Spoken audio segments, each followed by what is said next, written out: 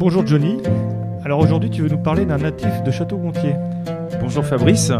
Oui, aujourd'hui je vais parler de Jean Bourré, qui reste encore à l'heure actuelle la personne qui a occupé la fonction la plus importante étant natif de Château-Gontier. Donc il est né en 1424. Il a donné son nom à une rue de Château-Gontier, où se trouve actuellement, je sais pas, Le musée. le musée, c'est ça, exactement. Cette rue, d'ailleurs, pour la petite histoire, s'appelait la rue Dorée, anciennement.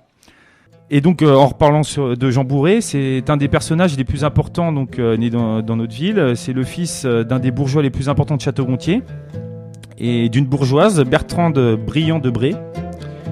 Et il a étudié le droit donc après à 19 ans à l'université de Paris, puis entra comme clerc chez un procureur.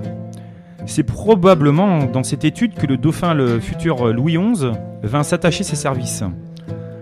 Entré au service du futur Louis XI, qui n'est encore que le dauphin vers 1442, il devint par la suite secrétaire et maître des comptes. Il est anobli en 1465 et fait trésorier de France en 1474.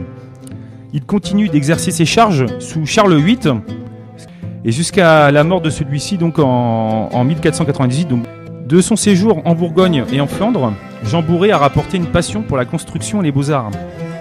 Il a fait construire plusieurs châteaux, dont le premier est très proche de Château-Gontier, c'est le château de Vaux à Miré, qui est d'ailleurs resté très longtemps en ruine et qui a eu des travaux énormes pendant des décennies, et qui est très beau à l'heure actuelle d'ailleurs. Et celui de Jarzé, dans le Maine-et-Loire, en 1468. D'ailleurs, c'est à Jarzé que Jean Bourré mourra par la suite. Il fait bâtir aussi, alors là, ça c'est le plus beau château qu'il reste de Jean Bourré, c'est le château du Plessis-Bourré à Écuyer, où furent tournés des films connus, comme Peau d'âne de Jacques Demy et Le Bossu de Philippe de Broca.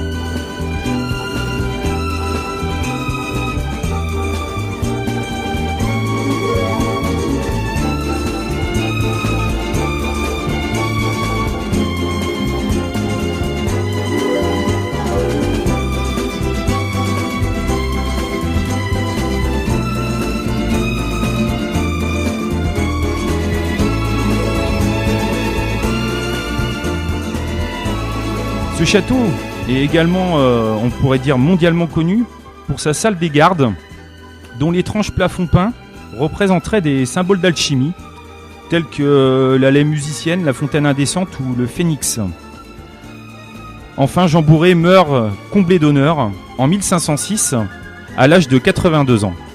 On peut se demander d'ailleurs s'il n'a pas trouvé l'élixir de jouvence. 82 ans étant un âge... Extrêmement vieux pour l'époque, l'espérance de vie devait tourner autour de 40 ans. Donc voilà.